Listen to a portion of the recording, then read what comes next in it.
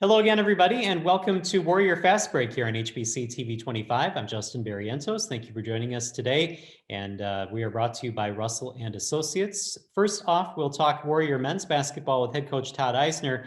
And Coach Eisner, you played on Sunday to begin the new year. That was your first game since December 11th because of various reasons. I want to talk about that little layoff first because the Upper Iowa game was a fantastic game. On our end. I'll get your thoughts on that in a moment. But that 3-week layoff, how did that kind of affect your team, and what were you able to do during those 3 weeks that you had off? Yeah, it's really challenging. The NCAA, Justin, mandates at the Division II level that you have to give your team 7 days off. They pick those dates every year for you, so those are set on your calendar. Then we ran into, obviously, the COVID issues, and that extended that break. So we were off from any basketball activity together since December 14th was the last day we got to do something. And I'm not a big fan of the 7-day break. Now, our guys need a break, but 7 days for me is too long.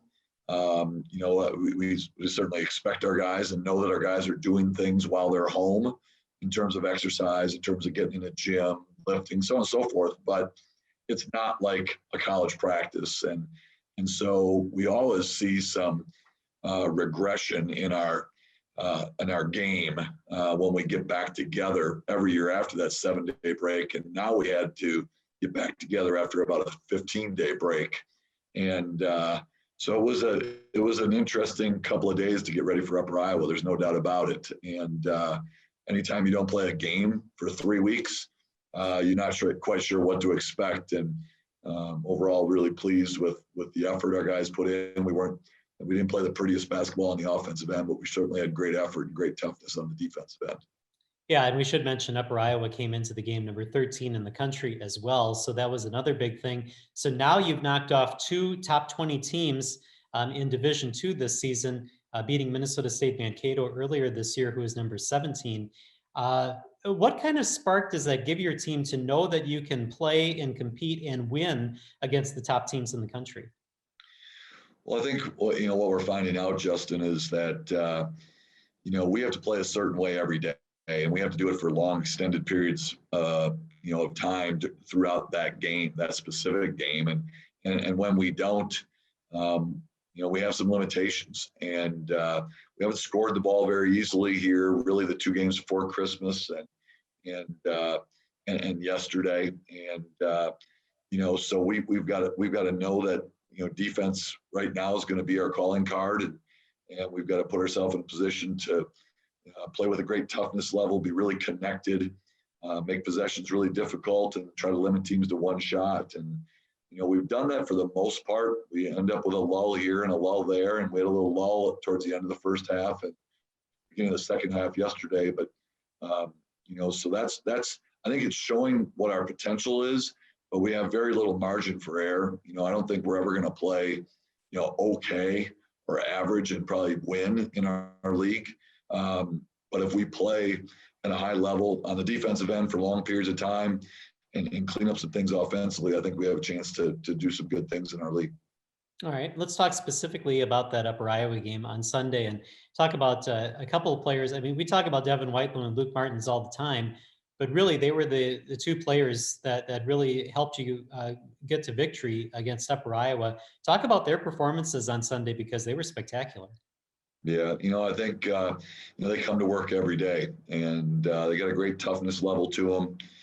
It's really started with Dev since the day he got here. I mean, we put the ball in his hands 5 years ago, and he's been our point guard. And, he's probably the smallest point guard in the league, but there isn't anybody tougher than him. And so he's going to fight everybody on the defensive end. He sets the tone for us on the defensive end in terms of fighting ball screens. And, and so that's got to be who he is, because that makes us who we are. But I've been really pleased and happy for him that he's taken a more aggressive role on the offensive end of the floor. Hit a huge 3 yesterday, to get us the lead, and is attacking downhill and doing a good job. He's doing a better job, doing a good job of making plays near the rim, either for himself. Obviously, he's always looking for his teammates, but he's got a better confidence level on the offensive end that's been really helpful to us.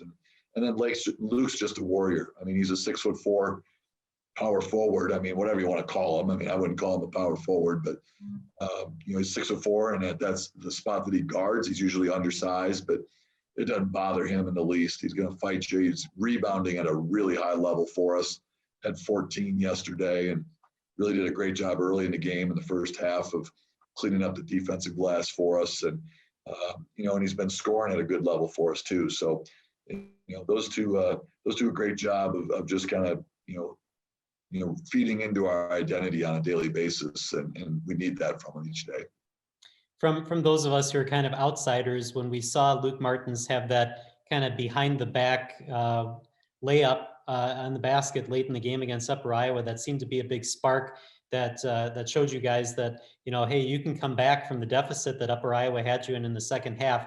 What did that mean to you and to the team, seeing that and feeding off the energy from the crowd after that play? Yeah, I thought there were, multiple key plays in the second half. Obviously, we didn't start the second half very well and took a quick timeout. And then they even extended it to 9, and they called another timeout. So now we're down to 1 timeout. And I thought every time they got it to 9, we made a big play. We hit a 3. I think Owen hit a 3 to cut it to 6. We had a couple baskets to cut it to 7. I don't think we ever let it get to double digits, if I'm not mistaken. And so we kept it close enough where we always felt like we had a chance. And then we got to the 5-minute media timeout and really felt like we were still there, and didn't shoot the ball very well, haven't shot it as well as we would like to. But really, that was the part of the game I felt like really looked like a team that hadn't played basketball for 3 weeks. Is we just missed a lot of good looks that I think we'll typically make. But we made some big plays. Luke made a couple big plays. Like I said, Devon made a huge 3 front of our bench late in the game, and we just did enough, and it started with getting key stops and stacking one stop on top of another, and doing just enough offensively to get a little separation there at the end of the game. And then I kind of feel like I'm shortchanging Alec Rosner because he had a fantastic game as well against Upper Iowa. He has really come back after all the injuries that he's faced and having this extra season. He has really done a great job for you guys as well. Yeah, he's really steady. We ask a lot of him also. I mean, those 3 really, they've got to carry a heavy burden for us. They're all playing about 33 to 35 minutes a game for us. And, where I worry is not so much on a single game against Upper Iowa, but, like next weekend, I got to ask him to do it again the next day, and so the double headers for us make it really challenging for the guys that we're asking to play a lot of minutes. But Alec, I thought really started out well, then, had a little lull during the middle of the game on both ends. But, we asked him to guard the other team's best winged offensive player yesterday, Jerice, and then he did an awesome job on Joe once Jerice got hurt. Joe goes 1 for 11 from the 3, and Alec had a big part of that in the second half. And so he does a great job on the ball defensively for us. He had 14 rebounds yesterday and still finished with 20 points. And, he's our leading scorer. He's played really well overall. I think what he's finding out is now that he's put up good numbers, every team's trying to make his day really hard. And so the other team's best defender is guarding him. And so it's been a little more challenging in league play in terms of just his efficiency. But he's another one. We got to count on those 3, each and every game. They're going to have to be there for us to win. You said when I was talking about, beating 2 top 20 teams that you really think you have a chance to do something kind of special this year. And right now you're 3-3 in the NSIC South, but there's a big logjam of teams that have 4 wins. And so every game really counts as we get towards playoff time. You play Bemidji State and you play Minnesota Crookston this weekend on the road. Am I overstating how important every game is this season? And what do you feel you need to do to win this weekend? Yeah, they really are. And, that's why the weekend, the Southwest Sioux Falls weekend was disappointing because, we gave a couple of opportunities away there. And then we unfortunately gave away, not by anyone's fault, a couple of home game opportunities, when we got shut down. So we've missed out on some opportunities. So we've got to take advantage of what's in front of us. And we didn't handle the road as well as we needed to the last time we played on the road. So we need to kind of reestablish how we want to play on the road and figure out a way to be good enough offensively and defensively to you always talk about wanting to split on the road, but we might need to make up for one here after the Southwest Sioux Falls weekend. So we'll figure out a way to get Bemidji on Friday, wake up the next day and try to get Crookston. But yeah, there's no doubt every game's going to be really, really important for the 14 that we have left. And how are you health-wise? I mean, COVID aside, how are you health-wise as you move on to the last or to these games here in January? Yeah, I mean, we're really hoping to get Connor Dillon back. It's been a really frustrating situation. It was a really bad high ankle sprain. He's starting to do more basketball type activities. Fingers crossed we might be able to get him for some minutes this weekend. A little bit of that's out of my hands. If I had a choice, he'd be playing right now. But I'm a basketball coach, and that's I don't have the expertise to make those decisions. But he's doing enough from my vision to see that I think he could be helpful to us in some ways. And so we'll hopefully in the next 3 days get a chance to incorporate him into what we're doing, and that would be really beneficial for some perimeter depth for us. Connor Drew banged up his knee or his quad pretty bad yesterday, and so he's a little gimpy today, and I think he'll be fine. And so this is going to be our group for the most part. We're going to have to try to keep our fingers crossed that we stay healthy and then take each game at a time and try to figure out a way to win that game. All right. Well, I appreciate the time this week. Again, congratulations on the win against Upper Iowa, and good luck this weekend against Bemidji and Crookston. Appreciate it, Justin. Thank you. All right. And we'll take a break here on Warrior Fast Break. When we come back, we'll talk Warrior women's basketball with head coach Scott Ballard. That's right after this.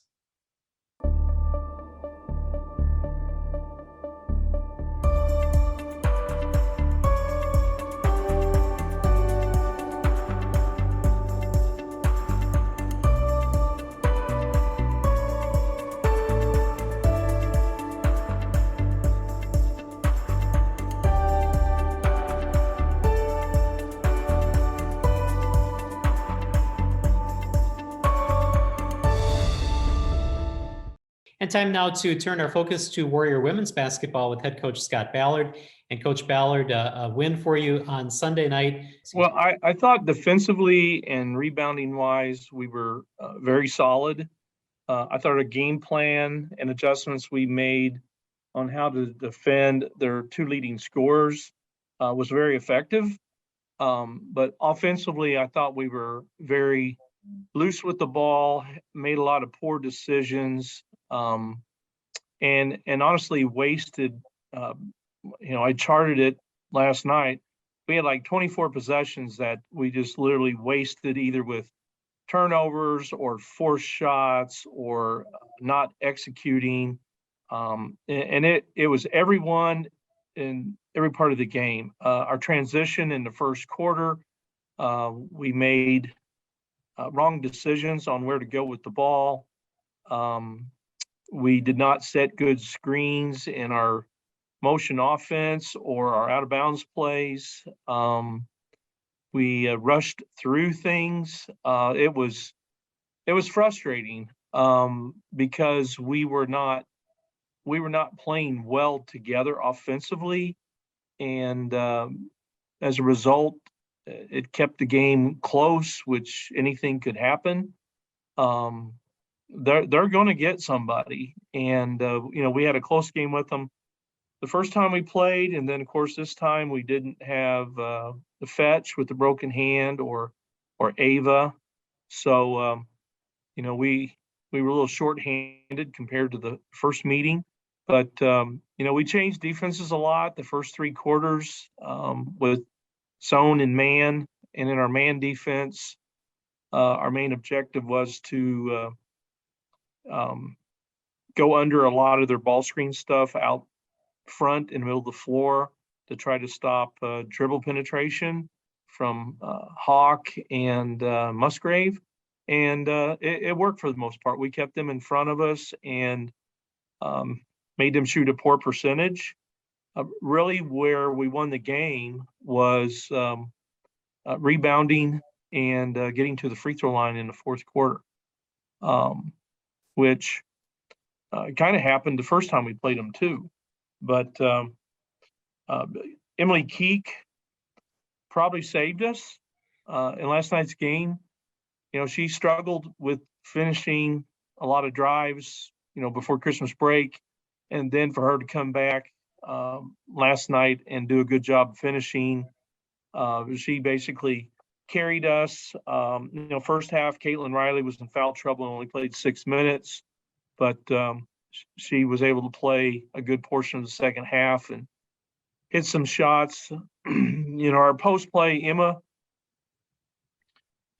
we had to try to play her, I don't know, 5 minutes at a time, give her a break because she's just coming back from having COVID. She's not 100% yet. Alex gave us some good minutes. I thought we got some good play from Naomi Breinig, freshman, Caitlin Shrimp, freshman. Of course, Maddie's a freshman, but started and played a lot. But Alex and Nay and Shrimp, they gave us some good minutes and contributed offensively enough to make a difference. I want to talk about a couple of those players, especially Caitlyn Riley, because it seems that she struggled a little bit at the beginning of the season, but she's found her 3-point shot again in the last couple of games that you guys have played, and that's really kind of propelled you as well. Well, I've told her multiple times that as good a shooter as she is, if she takes good shots, she's going to shoot a good percentage. And I thought her shot selection was very good last night. I thought it was pretty good against Augie and Wayne right before Christmas break. So I think she's starting to put some things together. I really was pleased with how well people rebounded last night. We out-rebounded them by 11, 41-30. The first time we played them, we only out-rebounded them by 2. They got more size than we do. But our guards got involved in the rebounding piece a lot. I think Maddie had 6, and Riley had 5, and Shrimp had 4, and Alex had 4, and Tay had 9, and and Emma had some. So we got a lot. We had a lot of balance rebounding, which is good to see. We're hoping to get Ava back here soon, later this week, which will be a big help for us, especially playing against the big kid for Bemidji.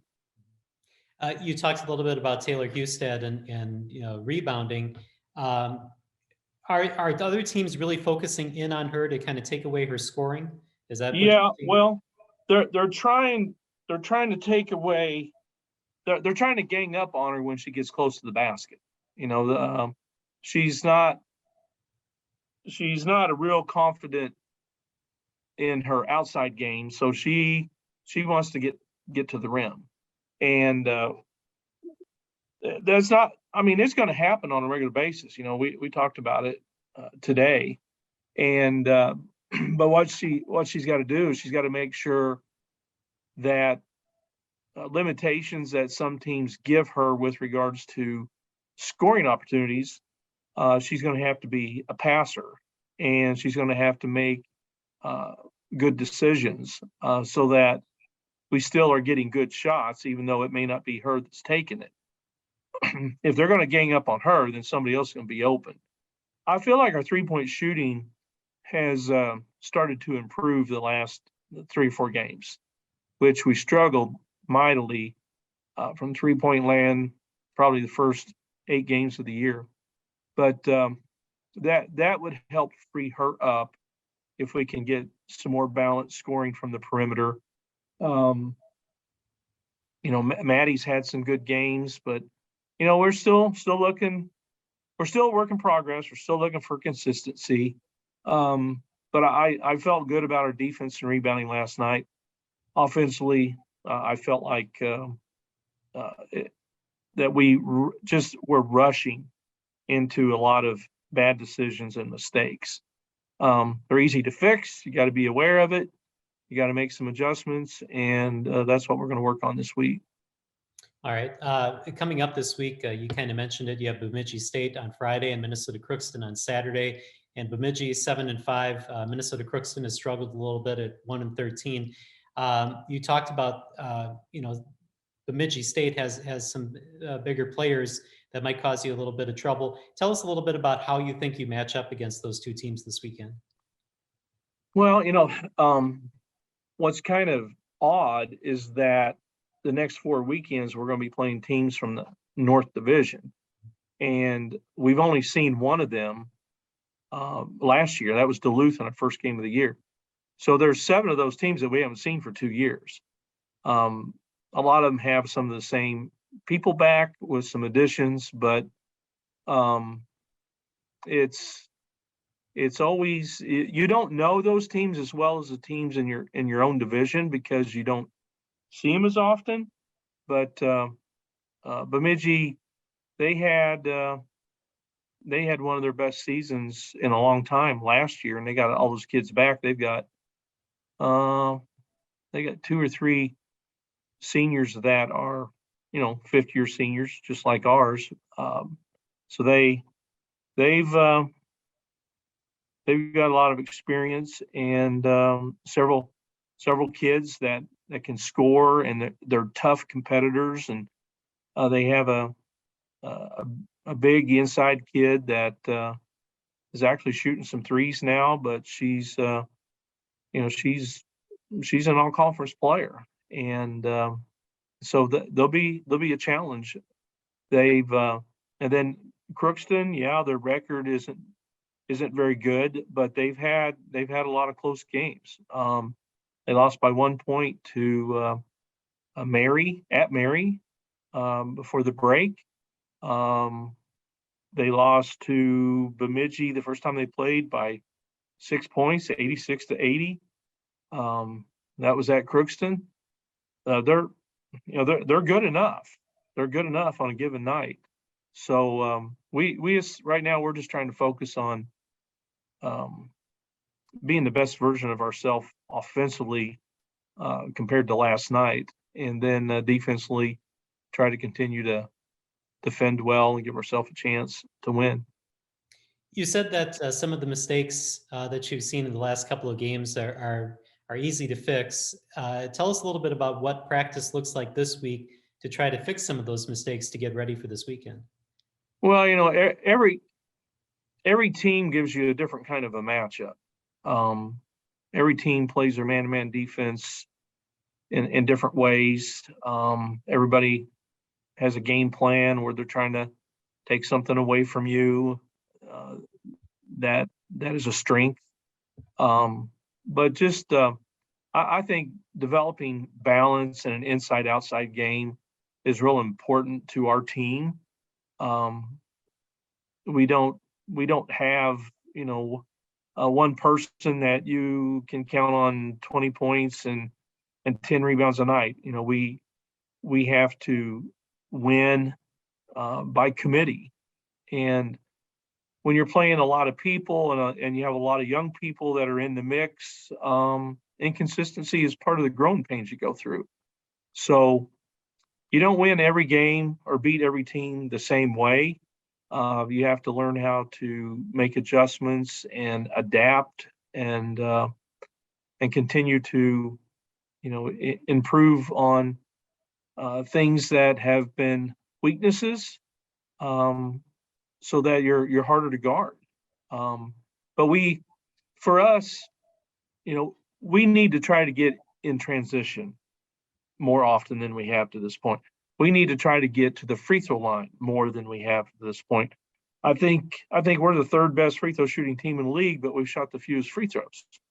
But at the same time, our opponents haven't shot very many free throws either. But we may be kind of we might be kind of adjusting our defense. We tried to be really aggressive, before Christmas, and when we got shorthanded with several people being out with sickness and injuries and stuff, we were forced to play some zone, which is not our favorite thing to do. But we're starting to get pretty decent at it. And, changing defenses might be something that you see more often from us than in the past. But we got to get some people healthy to help our depth. And we just have to keep trying to get better from one week to the next. I've got a couple minutes here, so I want to ask you about something that we saw in the game. I think it was late first quarter or early second quarter against Upper Iowa. You made some substitutions where you put a lot of your younger players out on the floor at the same time, and maybe that was just to give your starters a little bit of rest. Can you tell us a little bit about finding different combinations on the floor and how that's going to help you throughout the season if you need to rely on different people? Yeah, well, I mean, it's always in the back of our mind trying to get young people some experience, and it's easier to do that in the first half than the second half, especially if you're in a close game. At the same time, we're trying to protect people from foul trouble. We had to be conscious of how many minutes at a time Emma was out there. And then Taylor Husted got in a little foul trouble in the first quarter. Caitlyn Riley was in foul trouble the first and second quarter. So that kind of forced us to play some younger kids maybe earlier and leave them out there longer than we had up to this point. But I thought they handled it pretty well, and they gained some confidence, and we gained some more trust in them. I think as a coach, you want your players, when they do get opportunity to play, to gain some confidence, have some success. And that's up to us to pick those matchups and those moments that they could be comfortable and confident with. All right. And then the last thing that I want to ask you about is kind of the combination of Emily Keake and Maddie Shimmons, because they seem to be slightly similar players in that they're kind of fearless. They will go, they will drive the lane, they'll shoot from anywhere, and they give kind of a spark to your team. Talk about those two players and what they bring to the team. Well, Maddie, going into the season, Maddie, we were planning on her and Keake being a tag team at the point guard spot. But then when Fetch broke her hand, then it was like, okay, we need both of them out there together as much as possible for our transition. And Maddie's such a bulldog competitor that it's like she had 6 rebounds last night. She's a capable scorer. She's kind of been up and down a little bit. She's had a couple 16-point games and a 20-point game, but then she's had some 4-point games and 6-point games. It's like I told her today, I said, I have to remind myself that you're still a freshman, but you are a basketball player, regardless of what age you are. And so I was most frustrated with some of her decision-making last night. She just got to slow down in half court. She kind of rushes into some things, but she loves to get in transition. She finishes really well when she gets to the rim. All right. Well, I appreciate the time this week, Coach, and good luck this weekend against Bemidji and Minnesota Crookston. All right. Thank you. Appreciate it. Have a good week. Thank you. You as well. And thank you for watching Warrior Fast Break here on HBC TV 25. We'll see you next time.